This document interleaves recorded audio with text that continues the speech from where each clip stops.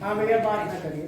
तो ऑप्टिक्स में जैसे दो शब्द बार बार प्रयोग किया जाता है, एक होता है रे किरण और दूसरा बीम ऑफ लाइट। किरण पुंज, किरण है पुंज। तो मान लीजिए कि आप कोई टॉर्च जला रहे हैं या कोई भी प्रकाश का स्रोत है, तो उससे जो प्रकाश निकलता है वो बीम के रूप में निकलता है, उसमें रेज कंडीशन नहीं होता। जैसे मान लीजिए आप टॉर्च जला दिए, हालांकि टॉर्च में देखिए टॉर्च में इस तरह से कोनिकल रिफ्लेक्टर होता है। यह जो है कोनिकल रिफ्लेक्टर होता है, पैराबोलिक रिफ्लेक्टर भी कह सकते हैं मैथ वाले लोग। यह गोलीय परावर्तक नहीं होता है, तो ये लाइट को एक विशेष पैटर्न में निकालता है। फिलहाल इन सब पे ध्यान न देते हुए हम कह सकते हैं कि जो टॉर्च से लाइट निकलती है वह बीम ऑफ लाइट है। और क्या है? Beam of light. Beam of light. अगर आप बीम ऑफ लाइट यूज कर रहे हैं तो बहुत सी घटनाओं का हम फिजिक्स में चित्र नहीं बना पाते। बात हमारी ओर से सुनिएगा। जब किसी भी ऑब्जेक्ट पर प्रकाश गिरता है तो उस ऑब्जेक्ट के विभिन्न हिस्सों से लाइट रिफ्लेक्ट होता है, समझ में आ रही बात? लेकिन जब फिजिक्स में हम ज्योमेट्रिकल फिगर ड्रा करते हैं रे ऑप्टिक्स में, तो हमको किरण लेनी पड़ती है। किरण पुंज से नहीं काम चलता है, बीम से नहीं हम डायग्राम दे पाते। हम एक रे लेते हैं, किरण लेते हैं। अब बीम और किरण में ये आप अंतर कर सकते हो कि जैसे टार्च है, टार्च के आगे एक दफ्ती का गत्ता ले लीजिए और दफ्ती के गत्ते में एक बहुत पतला सा यहाँ छेद कर दीजिए, बहुत पतला सा छेद कर दीजिए। तो यहाँ से जब आप जो प्रकाश निकलेगा वह आप रे कह सकते हैं। हालांकि जो हम फिजिक्स में कॉन्सेप्ट लेके डायग्राम देते हैं कि एक अकेली रे, तो उतना पतला करने के लिए बहुत ही इसको पतला करना पड़ेगा। बात समझ में आया? लेकिन हाँ, स्मॉल सोर्स ऑफ लाइट अगर आप ले लेंगे, एक पतला छेद लेंगे, तो वो किरण जैसा व्यवहार करेगा। ये बात समझ गए ना? तो जहाँ अब देखो जो रे ऑप्टिक्स है पूरी तरीके से ज्यामितीय प्रकाशिकी है, ज्योमेट्रिकल ऑप्टिक्स है। तो ज्योमेट्रिकल ऑप्टिक्स में जो भी डायग्राम देते हैं उसमें किरण की आवश्यकता पड़ती है। अब आगे देखिए, परावर्तन का जो कंडीशन है, मान लीजिए कि एक बीम ऑफ लाइट इस पे गिर रही है।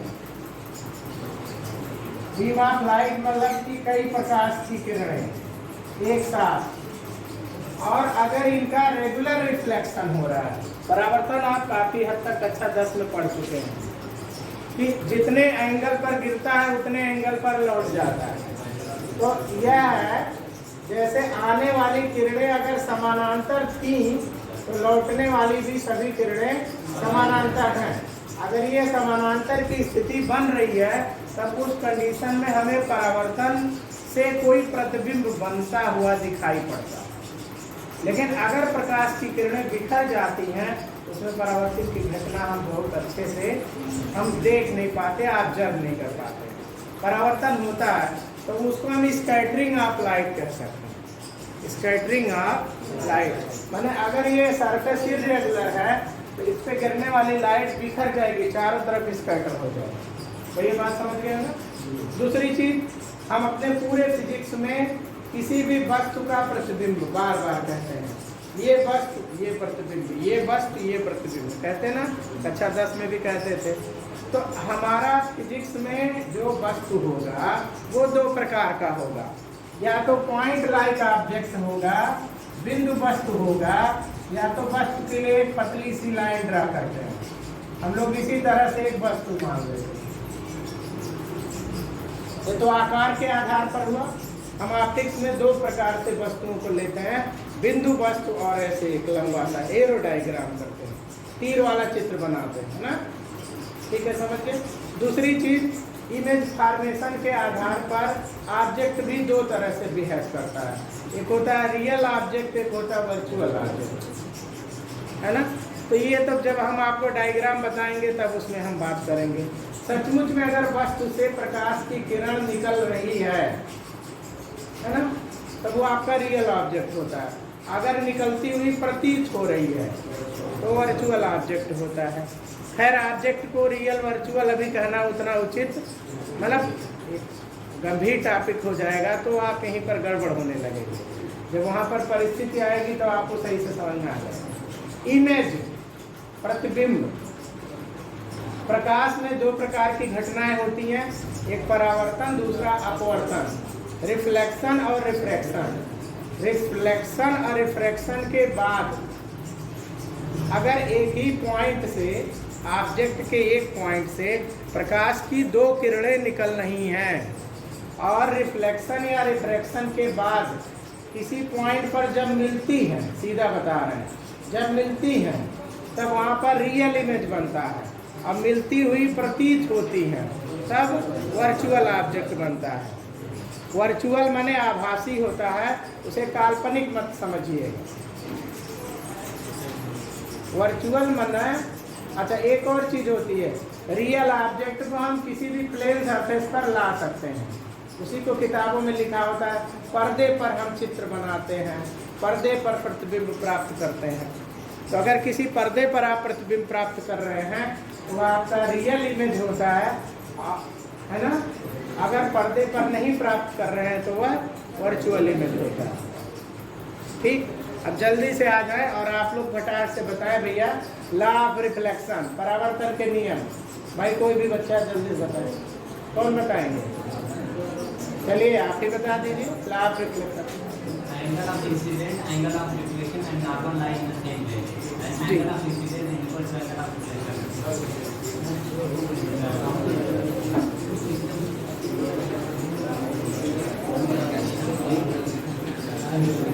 angle of incidence equal to angle of reflection.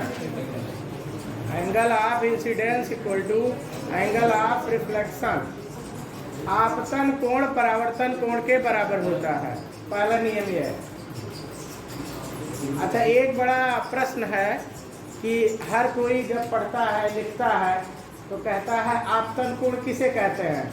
अभिलंब और आपतित किरण के बीच के कोण को हम क्या कहते हैं? आपतन कोण कहते हैं, यही ना।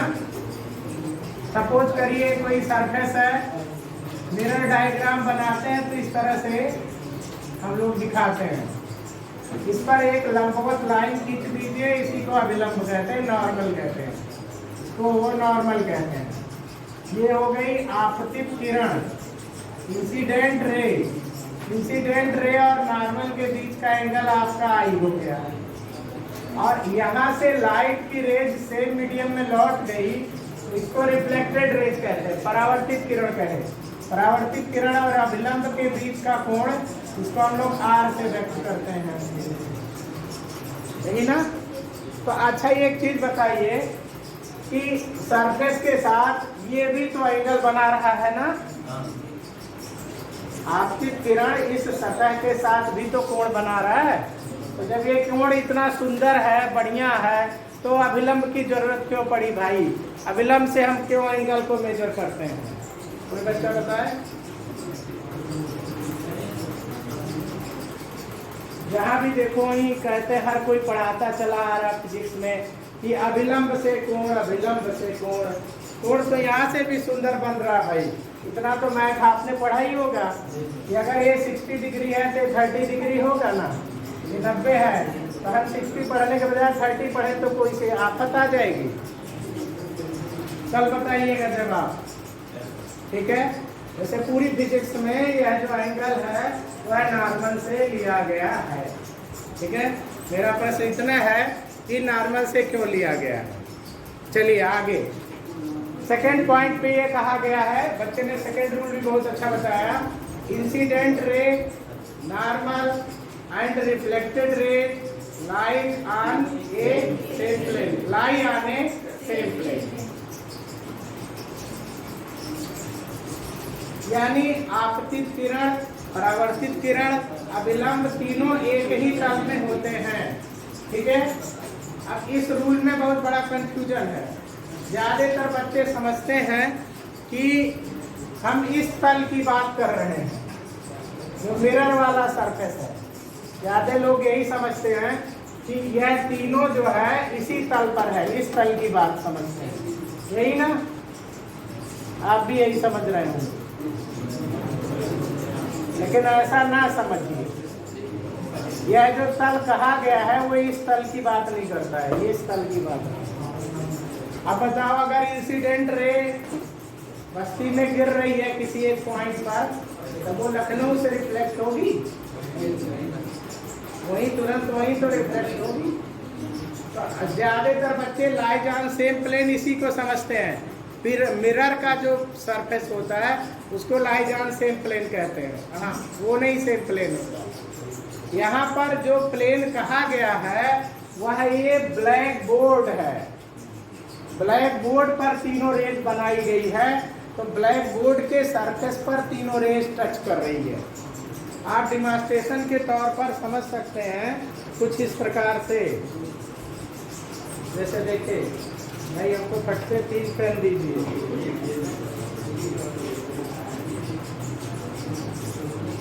और कलर दो, कोई लाल लाइट हो,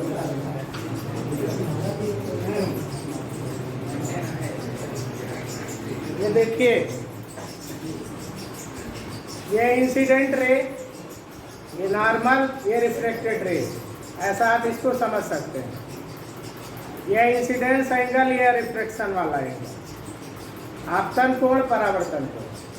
तो लाइट ऑन सेम प्लेन का मतलब कि इन तीनों के पीछे एक प्लेन रखेंगे तो उस प्लेन पर ये तीनों आपस में सट जाए। ऐसा नहीं हो सकता है कि ये तीनों बेतरतीब हो और इसके पीछे कोई प्लेन अगर हम लगा रहे हैं इस तरह से, तो ये तीनों सट नहीं रही। कहने का मतलब इनका जो बिहेवियर होगा तीनों का, ये प्लेन, इस प्लेन की बात की जाती है। जिस मिरर पे गिरता है उस प्लेन की बात नहीं की जाती है। यानी तीनों इस तरह से होगा। ये प्लेन कहा गया, ये प्लेन, ये lie on the same plane हुआ। आ गया समझ में? अब इस बात को आप मैथ में, अगर आप मैथ के स्टूडेंट हो तो मैथ में एक इम्पॉर्टेंट टाइप का रिजल्ट मिलता है। देखिए, यह जो इंसिडेंट रे है इसको इंसिडेंट वेक्टर समझिए। यहाँ ध्यान दीजिए, इसको आई वेक्टर समझिए, रिफ्लेक्टेड रेज को आर वेक्टर समझिए और नॉर्मल को एन वेक्टर समझिए। अगर तीनों वेक्टर दिया गया है तो तीनों एक ही प्लेन में होगा, यानी तीनों कोप्लेनर होगा। कोप्लेनर के लिए कंडीशन होता है, पहला वेक्टर डॉट, दूसरा क्रॉस, तीसरा दिस इक्वल टू 0। इसको हम कहते हैं स्केलर ट्रिपल प्रोडक्ट। अगर इंसिडेंट रे का वेक्टर फॉर्म दिया है, यह वेक्टर दिया है, ये वेक्टर दिया, ये वेक्टर दिया है, तो तीनों को प्लेनर होगा, उसके लिए फार्मूला होता है, मतलब तीनों का ट्रिपल प्रोडक्ट 0 होता है। अब कहेंगे तीनों का ट्रिपल प्रोडक्ट 0 होता है, हम लोग बहुत वेक्टर नहीं पढ़े हैं, हम लोग बहुत वेक्टर नहीं पढ़े, आप बायो के स्टूडेंट हैं, तो कोई बात नहीं, आप इसका वो देख ले कैसे हम इसको सॉल्व करते हैं। आप जानते हैं कि वेक्टर को हम something I, something J, something के लिखते हैं। आई, हाँ, जैसे एग्जाम्पल के तौर पर 2i + 3j + 5k, तो जब तीनों वेक्टर दिया रहेगा तो तीनों i, j, k के फॉर्म में दिया रहेगा। अब उसके बाद आप गौर करिएगा कैसे लिखेंगे। जो पहला वेक्टर है उसके कोफिशिएंट फर्स्ट रो में, जो सेकंड वेक्टर है उसका कोफिशिएंट सेकंड रो में, और जो थर्ड वेक्टर है उसका कोफिशिएंट थर्ड रो में। और इसको एक्सपेंड करना आप 11th में वेक्टर में क्रॉस प्रोडक्ट में पढ़ा है। इसको हम लोग डिटर्मिनेंट कहते हैं, सारणिक कहते हैं गणित की भाषा में। उससे हम इसका प्रसार कर देते हैं, और अगर इसका मान 0 आता है तो उसे क्या कहेंगे? यह तीनों कोप्लेनर है। मतलब बात सिंपल सी है, इसमें कोई बहुत कठिन सी चीज नहीं है। तो कुल मिला के लॉ ऑफ रिफ्लेक्शन में हमने दो रूल पढ़ा, एक तो angle of incidence equal to angle of reflection, और दूसरा ये तीनों कैसे होते हैं, कोप्लेनर होते हैं, या तीनों कोप्लेनर होते हैं। ठीक है, समझ गए। अब इन्हीं तीनों रूल पर बेस्ड आपका मिरर बिहेवियर है, और मिरर में हम लोग सबसे पहले प्लेन मिरर आपको बताते हैं। प्लेन मिरर समझिए। तो प्लेन मिरर में इमेज फॉर्मेशन कैसे होता है,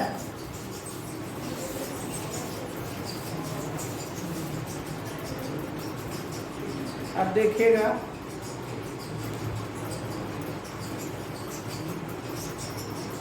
सपोज करिए ये आपका मिरर है,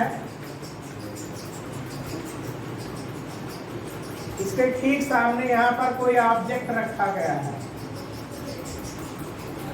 ऑब्जेक्ट से इस मिरर की कुछ परपेंडिकुलर डिस्टेंस है। ये क्या है, ऑब्जेक्ट। अब इस ऑब्जेक्ट का इमेज कैसे बनता है वो थोड़ा सा आप देखिए। यहाँ से एक इंसिडेंट रेज लेंगे, ये नॉर्मल है, जितना एंगल ऑफ इंसिडेंस है उतने पर ही ये रिफ्लेक्ट हो जाएगा। बात समझ में आ गई।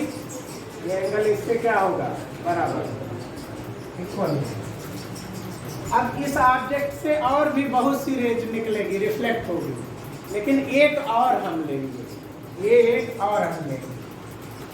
इस मिरर को एक्सपेंड करते हुए और एक आप यहाँ पर ले लीजिए इंसिडेंट, फिर यहाँ पर हमने खींच दिया है नॉर्मल। अब देखेंगे यहाँ पर ये एंगल ज्यादा है, तो ये अधिक एंगल पर रिफ्लेक्ट होगा। देखिए परफेक्ट जब आप इसका डायग्राम देंगे तो एग्जैक्ट आपका फिगर बनेगा। यहाँ पर थोड़ा टेढ़ा हो सकता है, आप इसका सेंस समझेंगे। अगर यहाँ पर कोई ऑब्जर्वर है, यहाँ पर रेज जो है वो फैल रही है, डाइवर्ज हो रही है, तो आगे दोनों रेज मिलेंगी नहीं। उस कंडीशन में इस ऑब्जर्वर को ये महसूस होगा ये रेज कहीं पीछे से आ रही है, या कहीं पीछे से आ रही है। इसको भी अगर आप पीछे बढ़ाएं तो ऑब्जर्वर को लगेगा ये रेज यहाँ से आ रही है। ठीक है, समझ में आ रहा है। इस तरह से इस ऑब्जेक्ट का यह क्या बना, इमेज बना। इसीलिए आपको रूल बताया जाता है कि मिरर से जितना आगे वस्तु होगा, मिरर से उतना पीछे उसका इमेज बनेगा, प्रतिबिंब बनेगा। अब आप देखेंगे यहाँ पर ये इधर आगे रेज मिलती तो मीट कहा जाता है, मिलती है।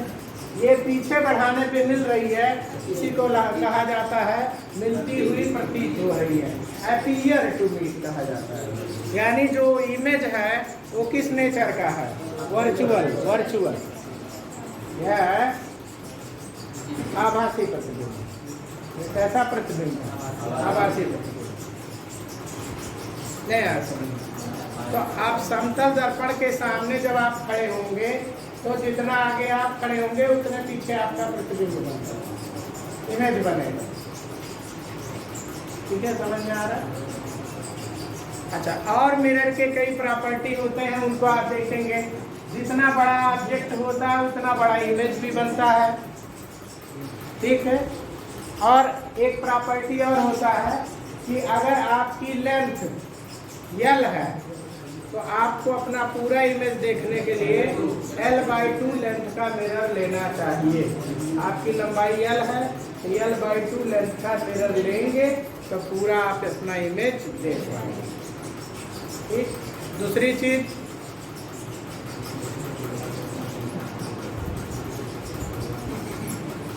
यह एक प्लेन मिरर है, इसके सामने आप अगर यू वेलोसिटी से जा रहे हैं दौड़ते हुए तो आपको अपना इमेज आपको अपना इमेज 2u वेलोसिटी से आता हुआ नजर आएगा, क्योंकि यह रिलेटिव वेलोसिटी का चक्कर है। आपको आपका इमेज 2u से आपकी ओर आता हुआ नजर आएगा। अगली प्रॉपर्टी,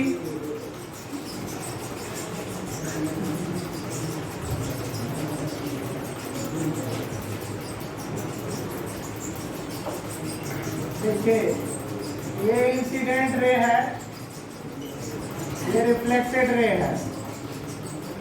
अगर मिरर को थीटा डिग्री रोटेट कर दिया जाए, मिरर को थीटा डिग्री घुमा दिया जाए दर्पण को, ये जो परावर्तित किरण है वो 2 थीटा घूम जाएगी। मतलब अगर दर्पण को थीटा डिग्री घुमाएंगे तो परावर्तित किरण 2 थीटा डिग्री घूम जाएगी। ये सभी प्लेन मिरर से रिलेटेड पॉइंट है, उनपे सवाल बनता है। आप इसको ध्यान से कहीं नोट करते जाए जो बता रहे हैं। दूसरा,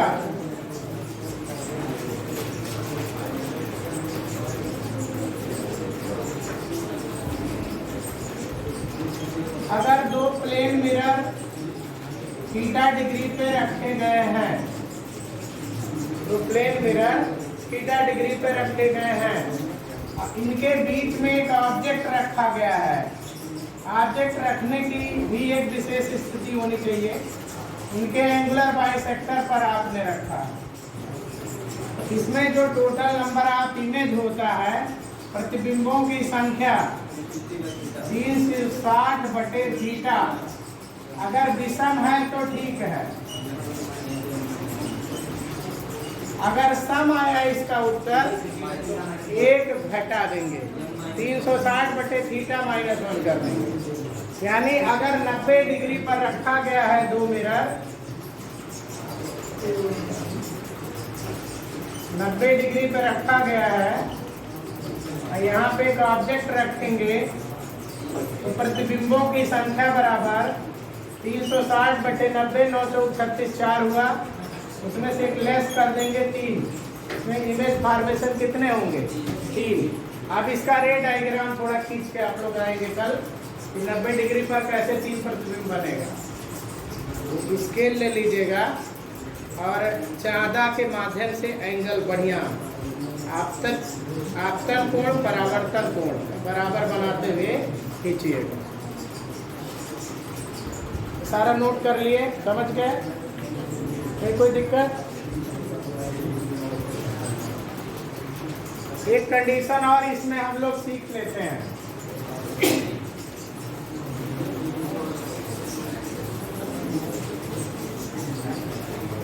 अगर 2 मिरर पैरेलल है, समानांतर है,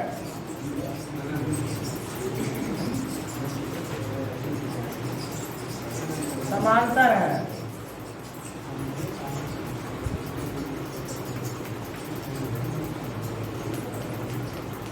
तो उस दशा में 360/0, समांतर का मतलब दोनों के बीच में 0 डिग्री है, उस कंडीशन में अनंत प्रतिबिंब बनेगा। तो प्रतिबिंब के पीछे प्रतिबिंब बनेगा तो नजर नहीं आएगा। अगर उसको समांतर के बजाय बहुत जरा सा एंगल बना लीजिए, बहुत कम एंगल, तो आपको इमेज के पीछे इमेज बनता हुआ नजर आ जाएगा। ठीक है? जैसे आप नाई की दुकान पे जाते हैं तो आपके पीछे जो बाल का इमेज है वो आपको आगे नजर आता है, आगे वाला पीछे, पीछे का आगे, ऐसे कई बार इमेज समझ में। तो वहाँ पर आमने सामने 2 मिरर लगे होते हैं, उसी का नतीजा होता है। इस पर भी कई बार क्वेश्चन आया है कि 5वां इमेज कितने दूर पर होगा। एक सिंपल सा आइडिया बता रहे, ध्यान से सुन लीजिए। मान लीजिए एक मिरर, 2 मिरर है, इनके बीच की दूरी 10 सेंटीमीटर। इसमें पहले से 4 सेंटीमीटर दूर पर एक ऑब्जेक्ट रखा है, तो पहले से जब 4 पर है तो दूसरे से 6 पर होगा। आप यहाँ पर ध्यान दीजिएगा। पहले हम लोग सेकंड मिरर की बात करते हैं। ये फर्स्ट मिरर है, ये सेकंड मिरर है।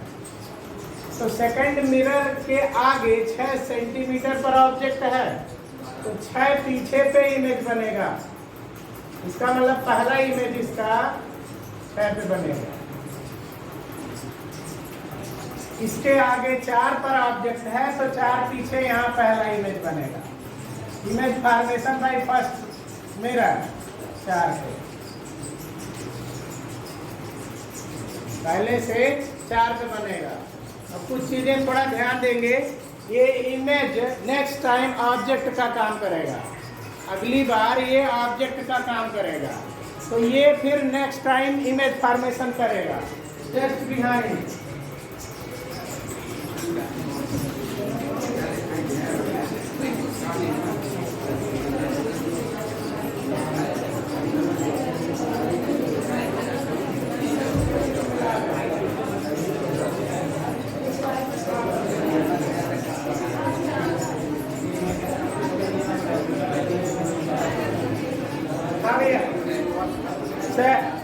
सेकेंड टाइम इमेज फॉर्मेशन आप देखेंगे, थोड़ा ध्यान दीजिए। पहले का इमेज यहाँ है, ठीक है। अब पहले मिरर को छुपा लीजिए, तो सेकंड मिरर के लिए ये ऑब्जेक्ट का काम करेगा, दूसरे दर्पण के लिए ये वस्तु का काम करेगा। तो जितना आगे ये वस्तु है उतना पीछे प्रतिबिंब जाएगा।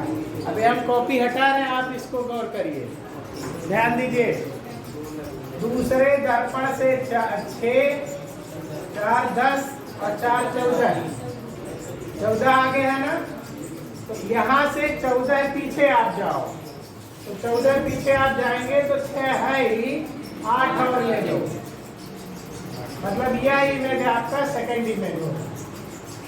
सेकंड इमेज किसके लिए? दूसरे दर्पण का सेकंड इमेज होगा। अब पहले दर्पण के लिए इसको वस्तु आप ट्रीट करो, तो 6, 6 12 और 4 16 है, तो 16 पीछे इमेज बनेगा, तो 4 है ही, 12 और कर लो पीछे, ये इसका सेकंड इमेज हो जाएगा। Simple idea. इस तरह से ये मल्टीपल रिफ्लेक्शन का नतीजा होगा कि इस इमेज के पीछे इमेज, इमेज के पीछे इमेज, इस तरह से इनफाइनाइट इमेज फॉर्मेशन इधर होगा और इधर भी इनफाइनाइट इमेज फॉर्मेशन होगा। इसमें आपको बोर्ड एग्जामिनेशन में, कंपटीशन में आपको थर्ड इमेज पोजीशन या फोर्थ इमेज पोजीशन इस तरह से पूछा जाता है। तो तीसरे नंबर का प्रतिबिंब कितने दूर पर बनेगा, ठीक है। तो इस तरह से आप मल्टीपल रिफ्लेक्शन के बाद ये रिजल्ट प्राप्त कर सकते हैं। समझ में आ रहा है? कुछ लिखते भी रहिए।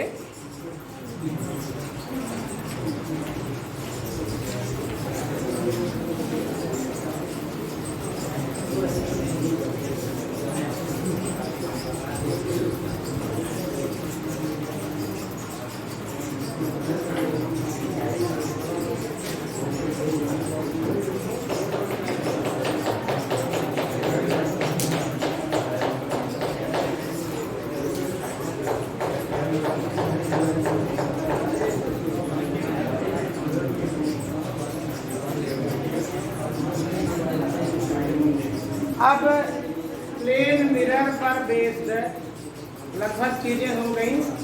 अब आपको इस पर न्यूमेरिकल प्रॉब्लम करना है, और प्रॉब्लम आप करेंगे तो फिर जो भी क्वेश्चन आएगा उसको हम बताएंगे।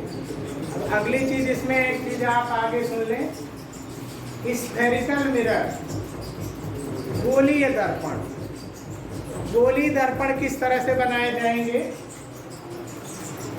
सपोज करिए कि ग्लास का एक खोखला गोला है, कांच का एक खोखला गोला है, इसको मिटा दें, समझ गए?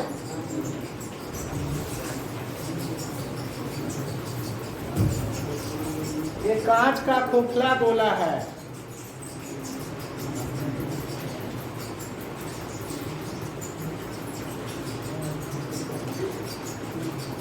सॉलिड नहीं है, हालो स्फीयर है।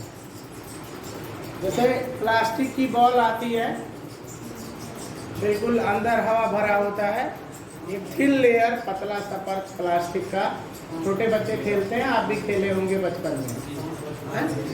तो इस तरह से ये ग्लास का हॉलो स्फीयर है। अब इसको एक धारदार चाकू से ऐसे कट कर दीजिए। अब अगर आप इस पर से कट करेंगे जो लाइन हमने ड्रा किया है इस पर से आप कट कर दीजिए। तो कट करके जब ये पोर्शन निकलेगा तो आप जरा ध्यान दीजिएगा, ये मेरा शेप सही बन रहा है या गड़बड़ बन रहा है? नहीं अभी नहीं, अभी बनाएगा।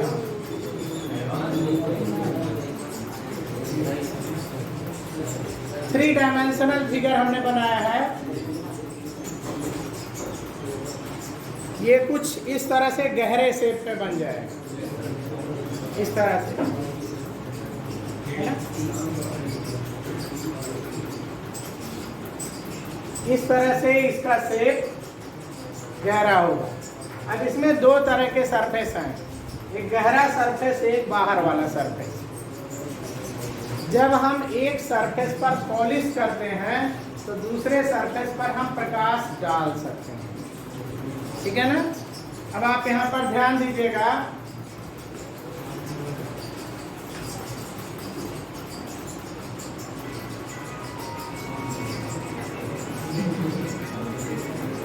सपोज करिए इसके आउटर सरफेस पर हमने पॉलिश कर दिया। तो आउटर सरफेस पर जब हम पॉलिश कर दिए तो अंदर वाले सरफेस पर लाइट डाल सकते हैं। अब यहाँ पर एक पॉइंट आप लोग ध्यान देंगे कि जब हम ये 3 डायमेंशनल डायग्राम देते हैं तो उस कंडीशन में यह फिगर बनाना बार बार थोड़ा मुश्किल वाला काम होता है। इसीलिए जब हम मिरर डायग्राम बनाते हैं फिजिक्स में तो हम लोग 3D वाला स्ट्रक्चर नहीं बनाते।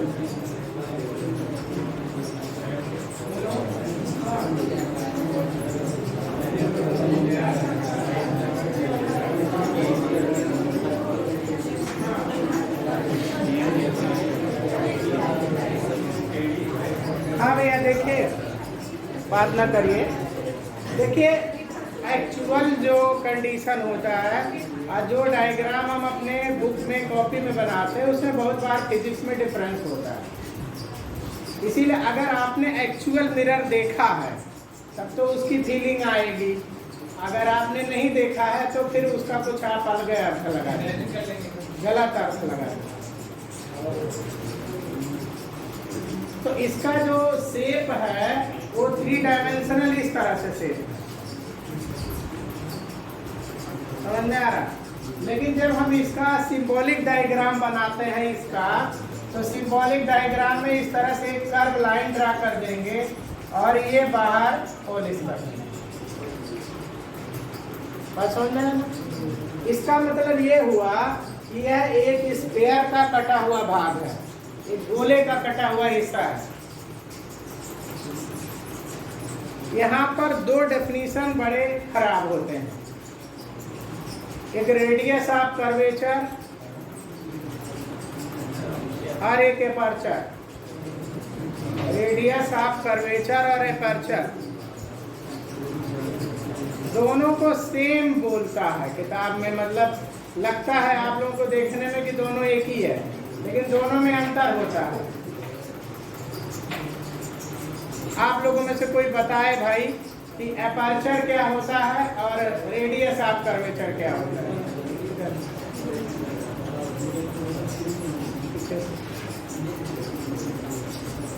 वक्रता त्रिज्या और द्वारा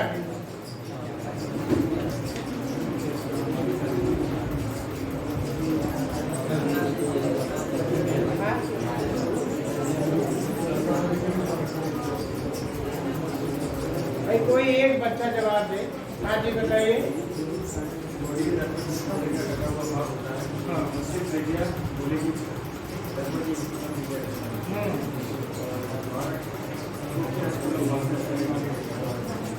मुख्य अक्ष को नहीं, मुख्य अक्ष को लंबवर्धक करने वाली या उसके लंबवत रेखा बहुत सी बन जाएगी, तो सभी रेखाएं द्वारक नहीं होती। अब यहाँ पर देखिएगा फिगर में सारा चीज मौजूद है, बैठिए ध्यान दीजिए।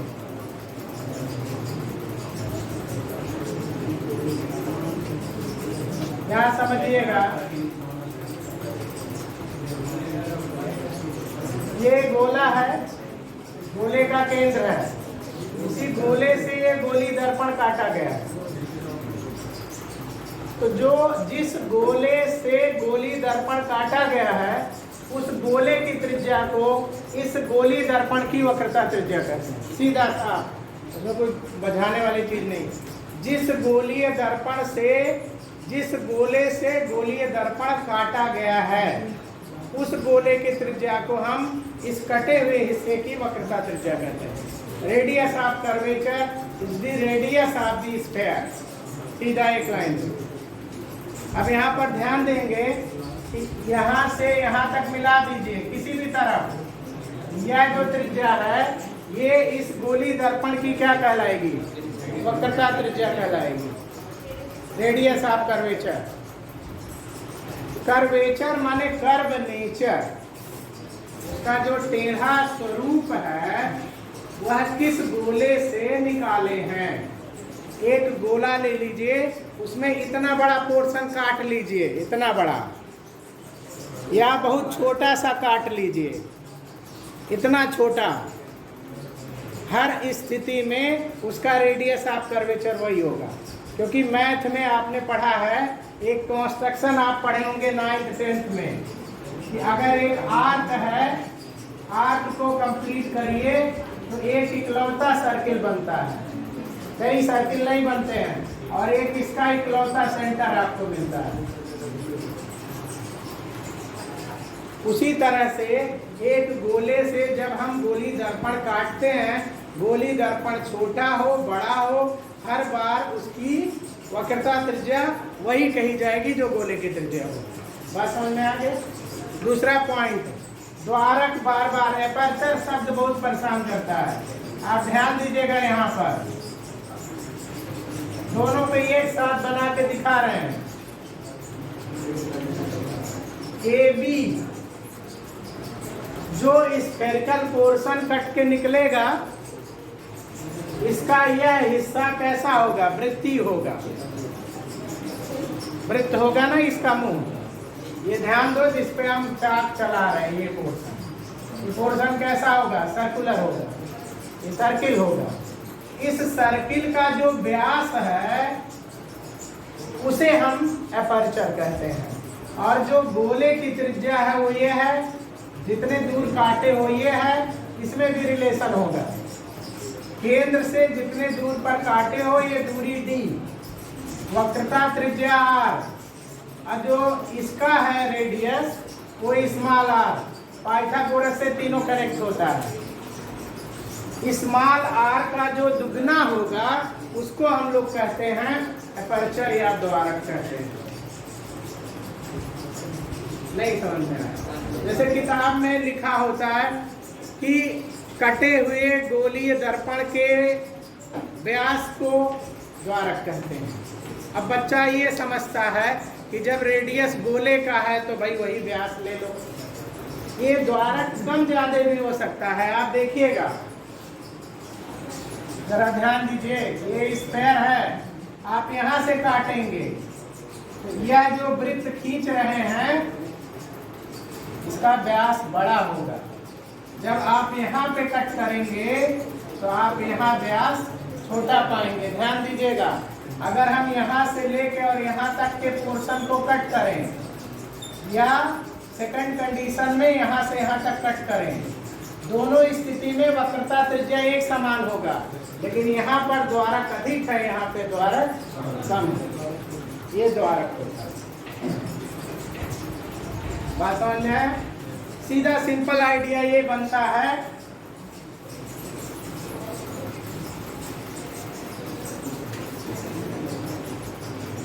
देखिए ध्यान दीजिए और समझिए।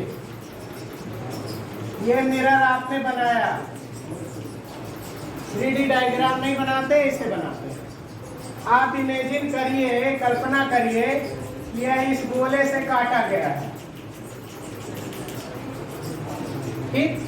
तो इस गोले का, इस स्फीयर का जो सेंटर होगा वो इस गोलीय दर्पण का वक्रता केंद्र कहलाएगा। सीधा आइडिया, वक्रता केंद्र क्या है?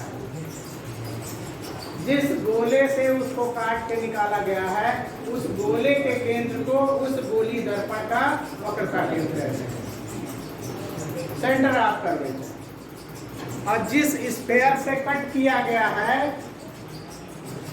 उसके रेडियस को रेडियस ऑफ कर्वेचर इसका कहते हैं। आगे समझ में।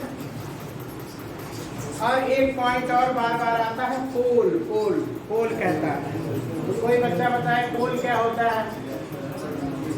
अब देखो लिखा होता है दर्पण के केंद्र को पोल कहते हैं। अब सुनिएगा, अब दिमाग में आपके आएगा कि ये दर्पण है तो इसका केंद्र सी है, नहीं।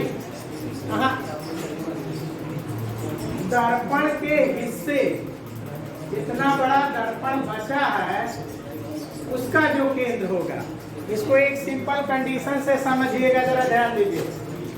जैसे सपोज करिए ये इस तरह से एक कटोरी है स्फेरिकल, इसको हॉरिजॉन्टल रख दीजिए और इसमें एक छोटा सा साइकिल का छर्रा आयरन बॉल छोड़ दीजिए, तो इधर उधर टहल घूम के एक जगह पे रुक जाएगा।